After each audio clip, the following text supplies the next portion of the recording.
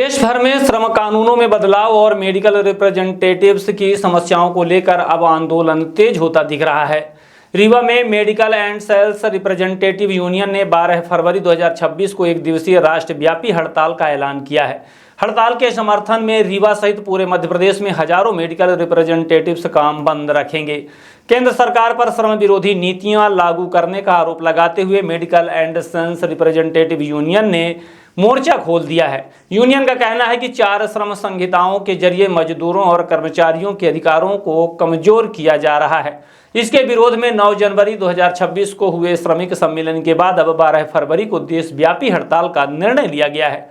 Union की प्रमुख मांगों में 4 श्रम संहिताओं को रद्द कर एसपीई एक्ट 1976 को लागू करना, सेल्स प्रमोशन कर्मचारियों के लिए अलग कार्य नियमावली बनाना, सरकारी व निजी अस्पतालों में मेडिकल रिप्रेजेंटेटिव्स के प्रवेश पर रोक हटाना, न्यूनतम वेतन 26,910 रुपये घोषित करना, 8 घंटे कार्य दिवस लागू करना शामिल है। इसके अलावा यूनियन ने नियोक्ता कंपनियों से टारगेट के नाम पर दबाव और सर्विलांस सिस्टम के जरिए निगरानी बंद करने की भी मांग की है।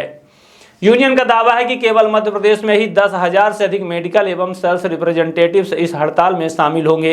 यूनियन ने सरकार और दवा कंपनियों से अपील की है कि कर्मचारियों की मांगों को गंभीरता से लिया जाए, अन्यथा आने वाले दिनों में आंदोलन और तेज किया जाएगा। विज्ञापन दे करके ये बताया जा रहा है कि ये श्रम कानून जो आए हैं ये भारत की देश की जनता के लिए, मेहनतकश आवाम के लिए फ़ायदे का है।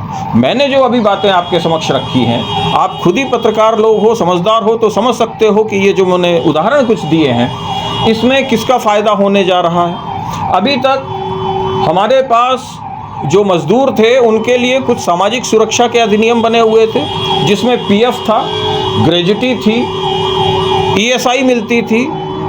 कंपनियां जो प्राइवेट कंपनियां हैं वो मेडिकल बीमा करवाती थी, कहीं बीमारी होने पे ईएसआई की सुविधा ले सकते थे, या फिर कंपनियां मेडिकल बीमा देती थी जिसके तहत हम अपना इलाज करा सकते थे, कोई भी मजदूर करवा सकता था।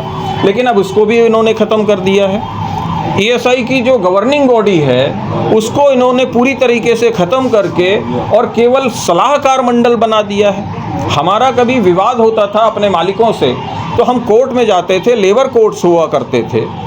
लेबर ऑफिस है, रीवा में भी है, तो लेबर ऑफिस में हम कंप्लेंट करते थे।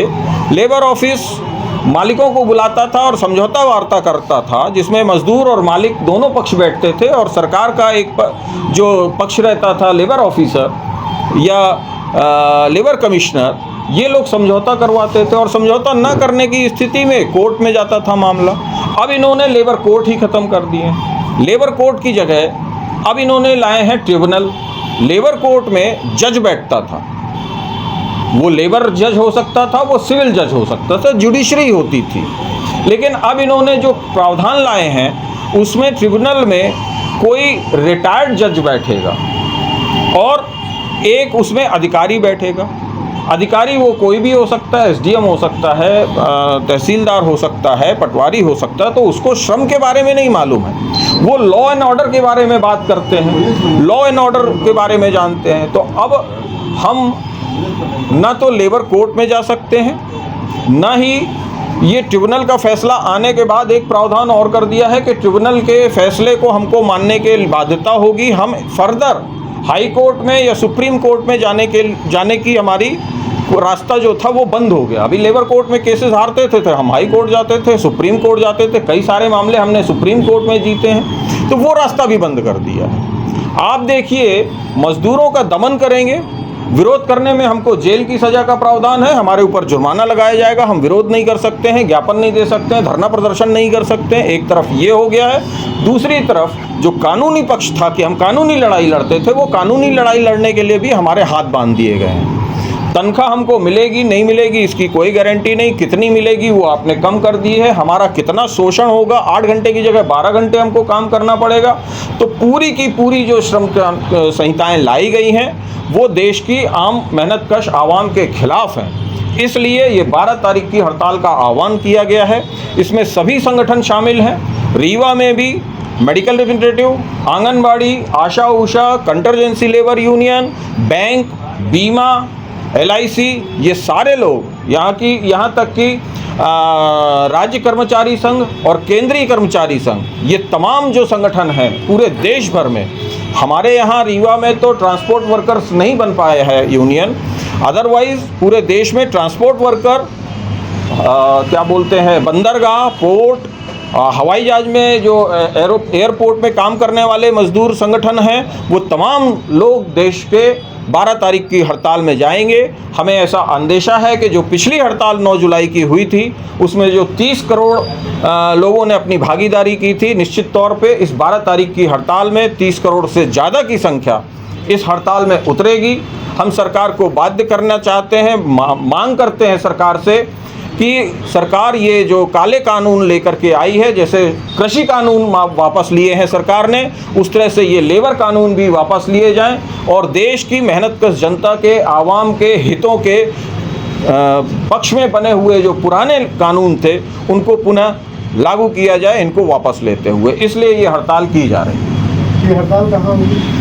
हड़ताल सभी जगह अपने अपने जगह पे करेंगे। अब जैसे हम लोग दवा प्रतिनिधि हैं, हमारा तो कोई कार्यालय हो, पूरे भारत में हो रही है। निकाला जाएगा आप लोग हड़ताल? हम लोग हड़ताल, देखिए हम लोग मेडिकल रिप्रेजेंटेटिव, कोई कार्यालय तो हमारा है नहीं। बैंक वाले अपने बैंक में करेंगे, LIC वाले LIC में करेंगे, जो राज्य कर्मचारी संघ के हैं, जो जहाँ जहाँ जिनके ऑफिस हैं वो अपने ऑफिस में करेंगे। हम लोगों का तो कोई ऑफिस है नहीं, तो हम लोग अपना काम बंद रखेंगे और संयुक्त रूप से विवेकानंद पार्क से एक रैली निकाली जाएगी जो कि 12 बजे निकलेगी। और चूँकि सभी यूनियन इसमें शामिल हैं, तो सभी यूनियनों के अपने अलग अलग मांग पत्र हैं। उन मांग पत्र को माननीय राष्ट्रपति महोदय के नाम से संबोधित ये मांग पत्र है, जो हम यहाँ पे रीवा में आयुक्त महोदय के माध्यम से वो मांग पत्र देंगे। सभी यूनियनें अपने अपने मांग पत्र रैली निकालने के बाद में दें।